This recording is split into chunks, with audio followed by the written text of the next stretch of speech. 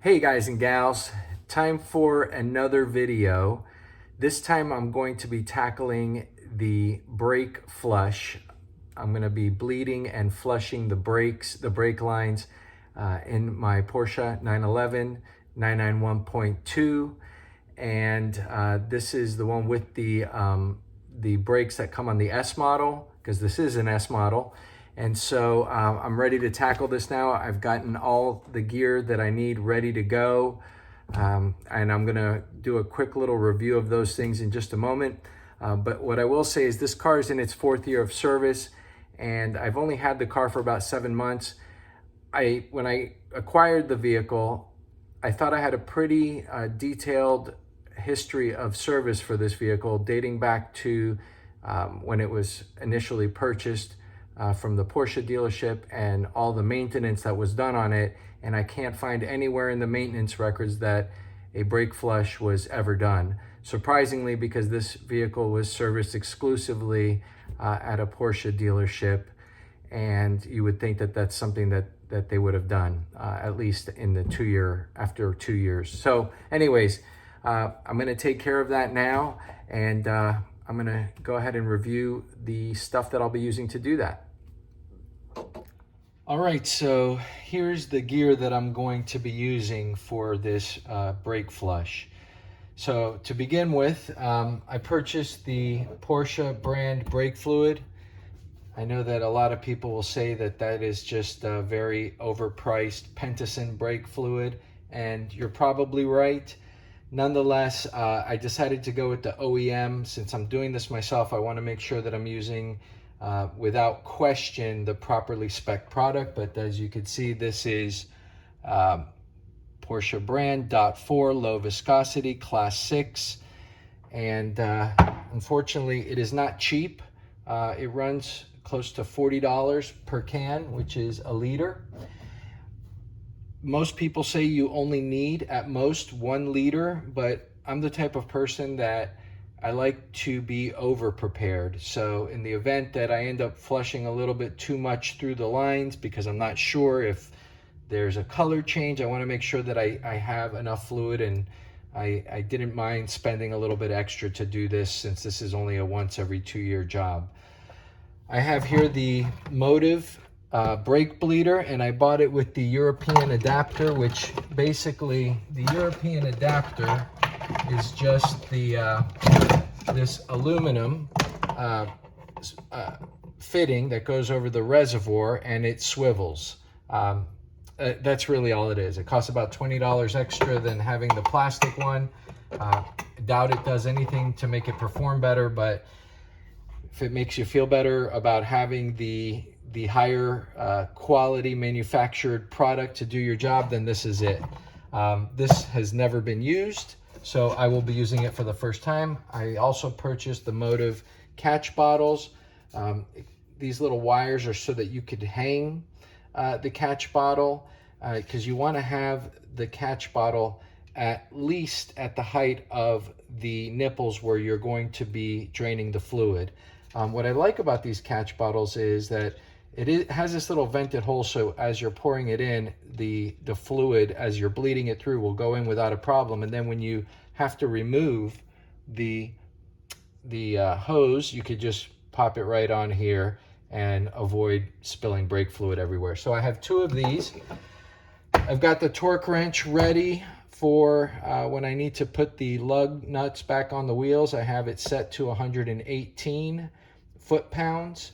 I've got the breaker bar for removing the lug nuts. I've got the 11 millimeter flare nut wrench, which you'll notice the reason you use a flare nut is because it allows you to get around the hose.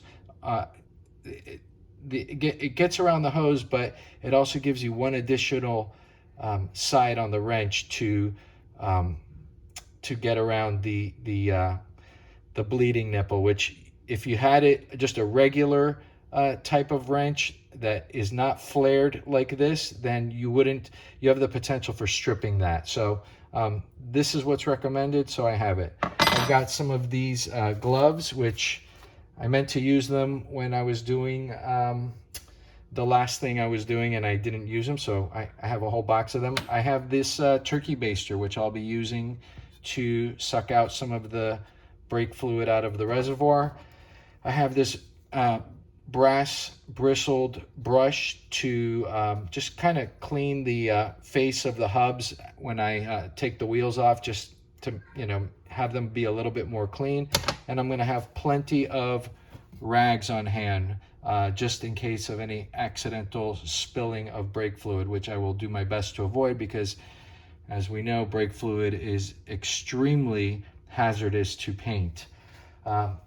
Also, I will be taping up this plastic from a plastic bag onto the fender, just a little overkill, but I'm gonna go ahead and do that just to be safe. I'll be using my floor jack over there to jack up the vehicle so I can remove the tires.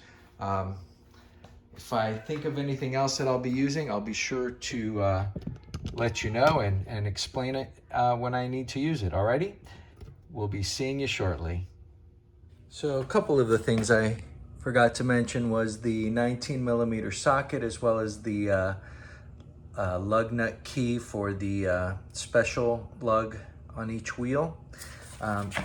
I also use these hockey pucks that I found on Renlist that have a little attachment for putting it there under the jack point. I think I'm just gonna leave it on the jack. I don't know that I'm gonna put it on a jack stand. I don't think it's gonna be necessary. I have wheel chocks in place so that the car doesn't roll around. And I've gone ahead and wiped down the area around the brake fluid reservoir, taped just a hefty plastic bag, one of those contractor bags, just in the unlikely event that I have a little spillage, but want to be extra careful with that. And that's about it. I'm probably not going to go ahead and show the whole jacking up process. I think that's pretty straightforward, but when I get to the calipers, I'll be sure to come back. All right, so I've got the right rear tire off, which is the farthest from the master cylinder. And just so that you can take a look at what we have here, you see the two nipples there. I have to remove those rubber caps, one right there, one right there. Now is actually a good time to inspect the brake pad thickness. They look pretty good. I'll have to check on both sides, of course. And it's kind of hard for me to hold the light and the phone camera at the same time, but got my little brake pad gauge there so I can kind of come up with a precise measurement. But I mean, I can tell just by looking at these that there's still a bit of pad remaining there. Anyhow, so that's where we're at. The rotors look to be in good condition, but I'm not an expert. So anyhow, with as little mileage as this car has, I would say these are pretty close to new condition. But anyhow, to be continued. All right, so there's been a small change of plans. Putting the pause on hold till tomorrow.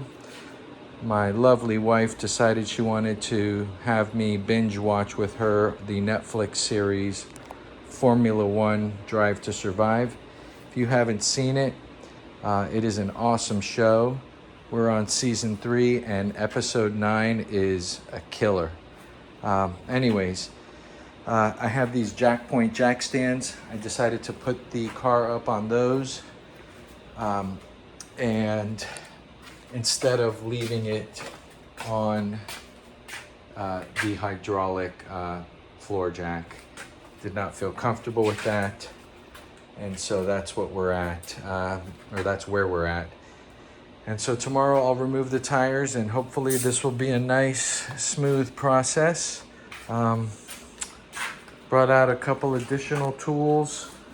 I don't know if I had mentioned this, but I've got these wheel lug rods, guide rods for putting on the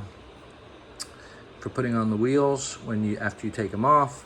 Got this little rubber hammer for tapping out any air bubbles. Gee, I don't know what else. But anyways, that's where we're at. Tomorrow, we'll get down and dirty with the brake fluid and the power bleeder. Alrighty, see you all later. Alright, got the left rear wheel off now as well. Got the car sitting on the jack stands, and we are ready to begin the rear brakes for flushing. We're going to start with removing the fluid from the top of the reservoir, adding some, and then connecting the power bleeder, pressuring it up, and then start to drain it from the little valves on the calipers. All right, here comes the removal. I've already taken the cap off here. This part here seems a little tricky to remove.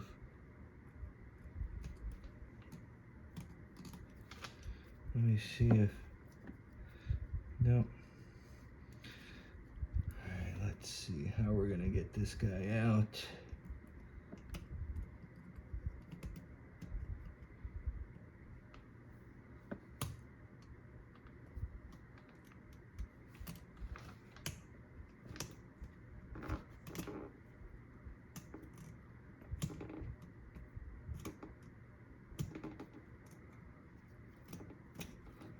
See, there's like a little tab in there.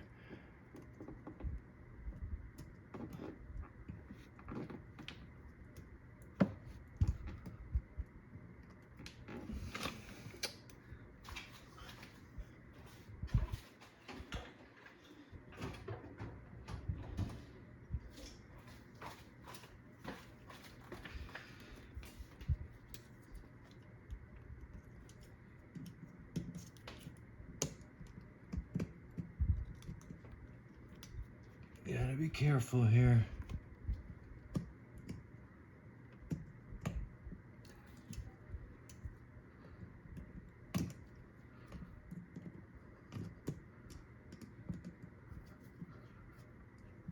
I guess they make these so that they don't come out easily.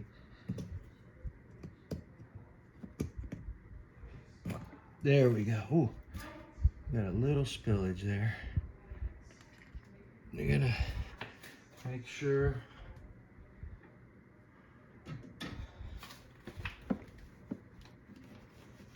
we're gonna make sure that none of that goes anywhere. All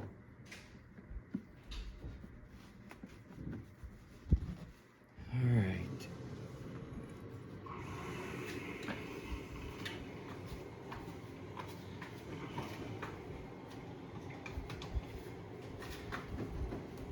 And now for the drainage of the fluid on top into this old empty can.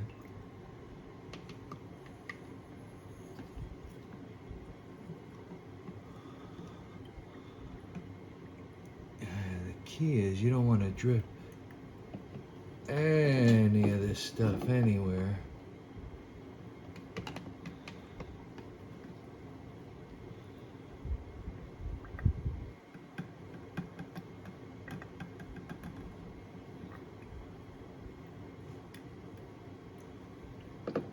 I would say that this part, I was not expecting it to be so messy.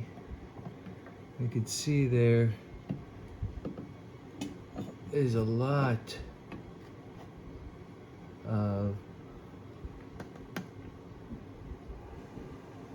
brake fluid in here that can come out.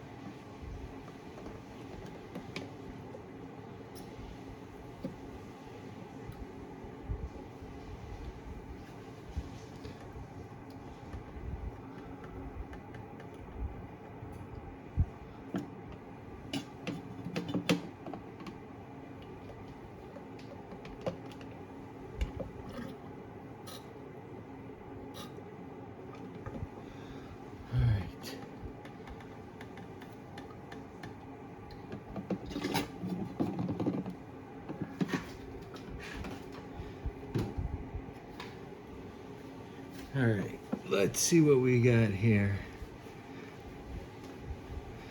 Now what the next thing I want to do is, well, first I want to make sure that all this is cleaned up around here.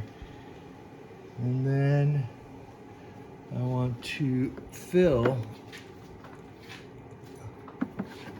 with new brake fluid to the max line, which is right there. Probably can't see it, but it's about right where I have my finger.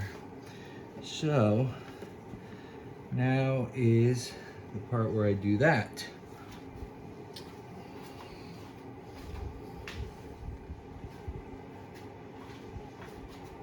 All right, now is when I carefully fill this back up, very carefully.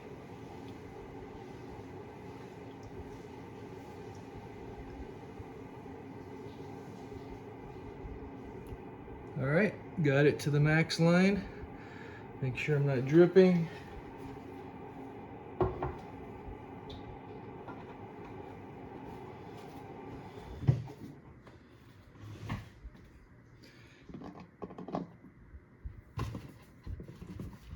I'm going to take this out.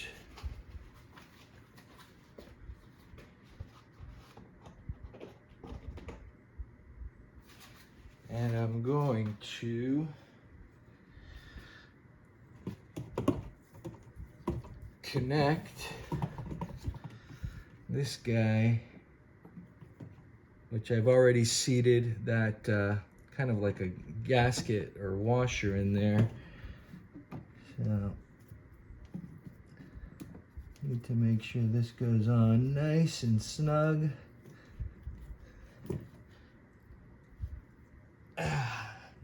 Very snug.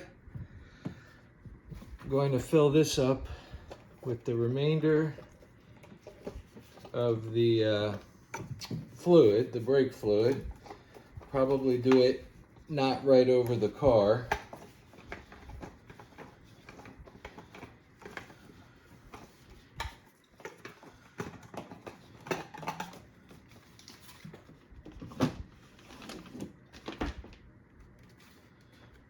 All right.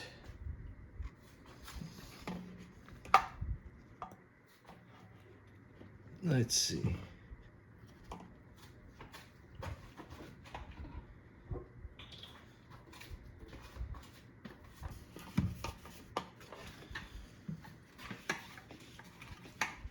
All right, I'm going to do this down here on the floor.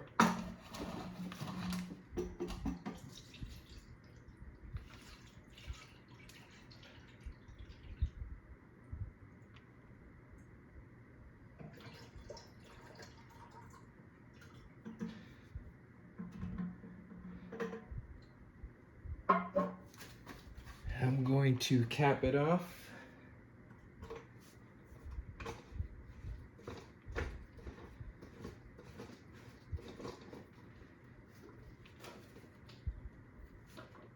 And here we are. Make sure that's not going to fall over. Okay.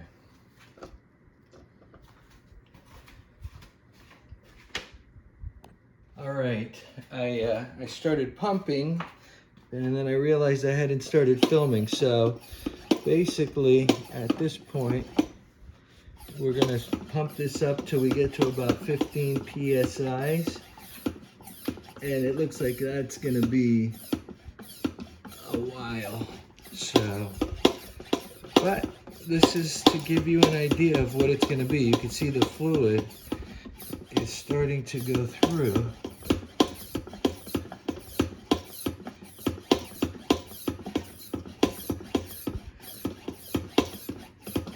And it's a lot of tubing.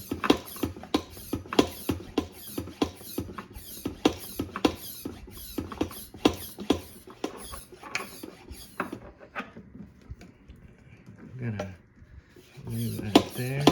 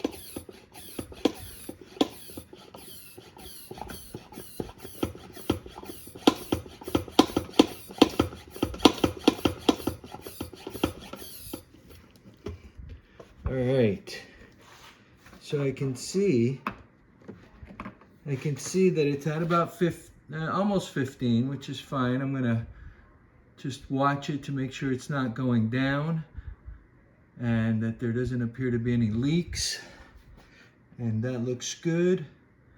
I do not see any of the pressure changing there. Let's see, does the fluid go down into there? I guess we're gonna see if it does once we start draining the valves. All right, so on to the next part.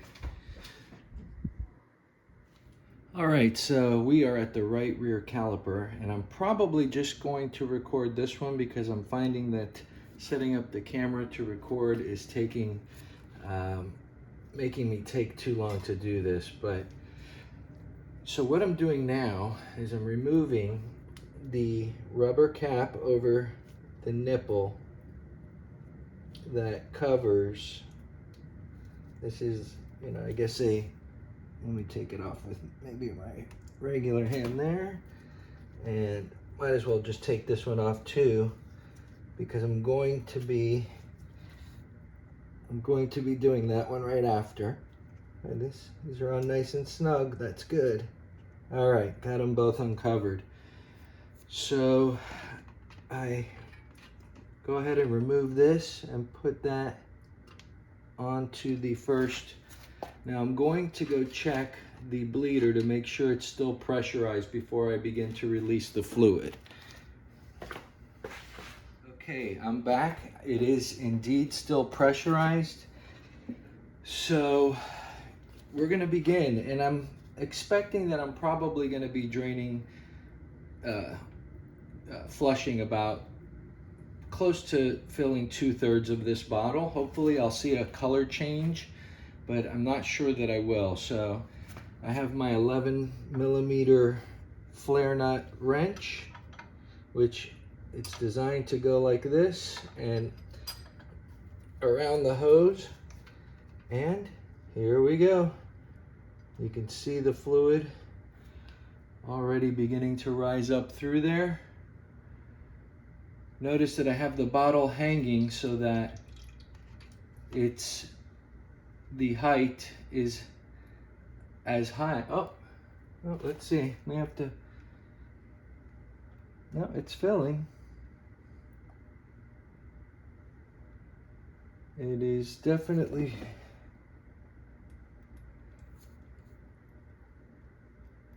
it's just filling nice and slow.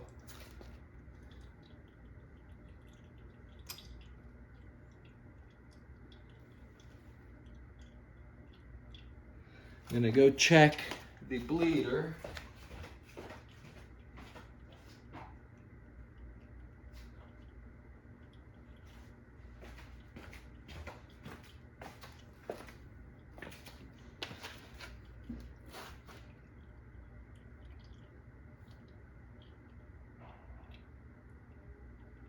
I guess you just have to be patient here, which I'm not.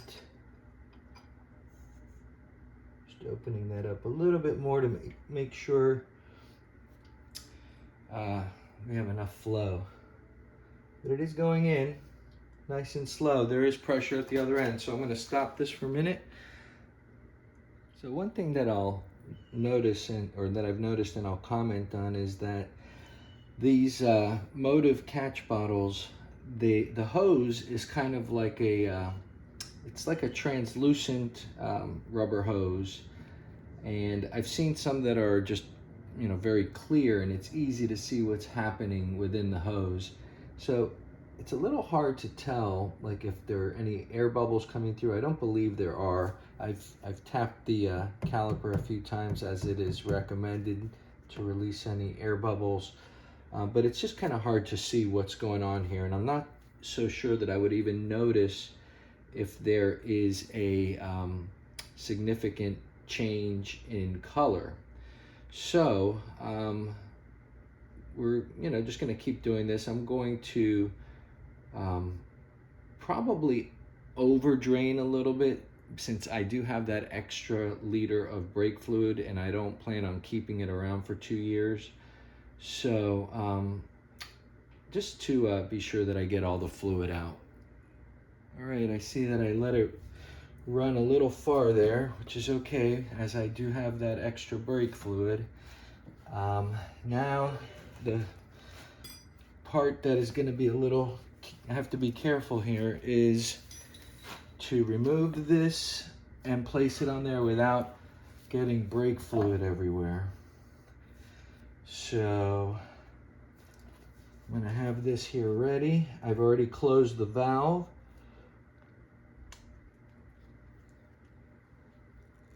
And let it drain into there. And now I'm going to put that there.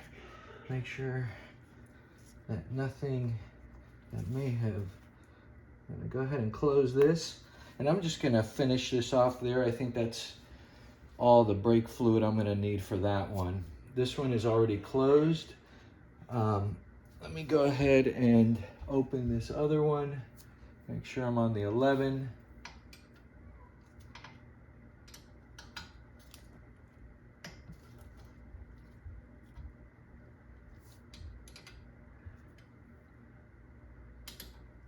And there we go. I'm gonna watch this one a little bit more carefully, just because I know I'm gonna get this thing filled to the very top, and I don't want to go any more than that.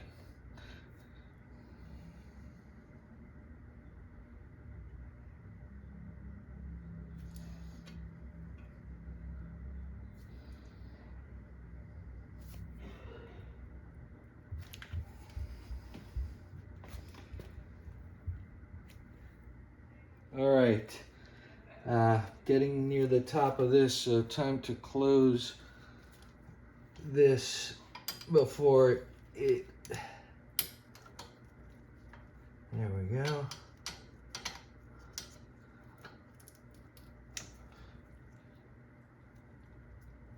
All right, it appears that I've closed that. I would say this thing is very full.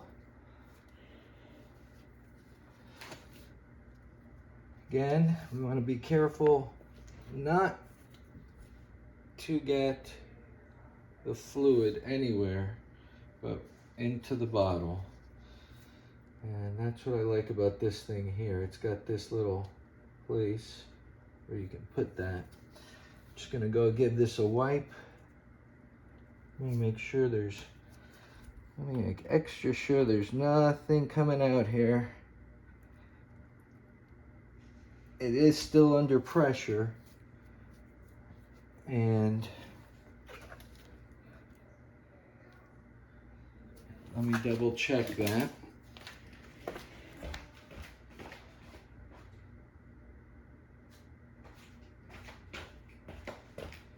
Yes, we are still under pressure. So, and I see nothing coming out. So I'm just gonna make sure they're both nice and snug without putting too much. That's good. That's good. All right. All right. So on to the next set of wheels. This can go. And yeah, we're good.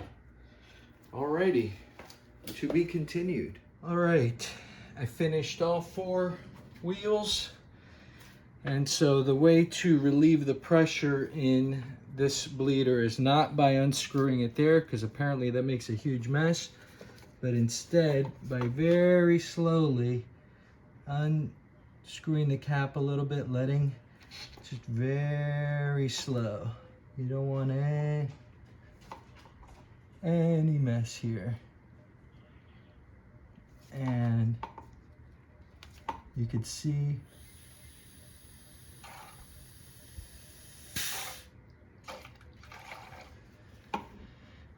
what happens there. So whatever remains goes back in the bottle. And let me just go ahead and I'm gonna leave that like so.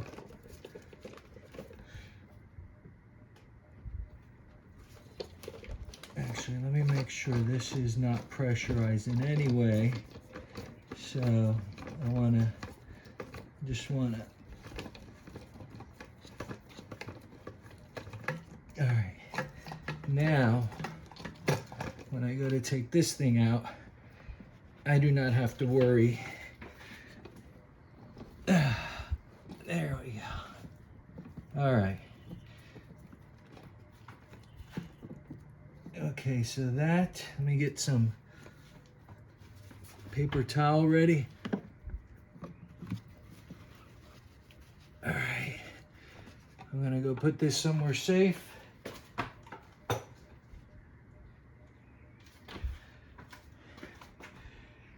And I see that we are filled to the max line. So I am going to go ahead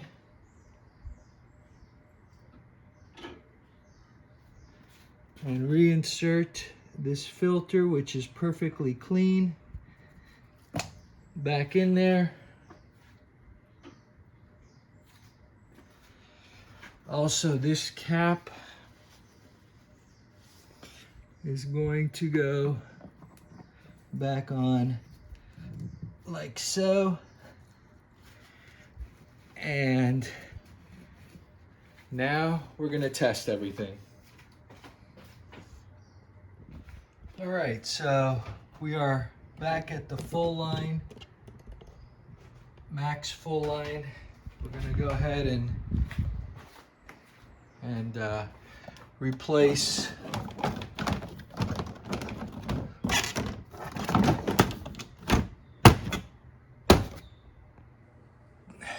so it looks nice and pretty. Gonna go ahead and close this up.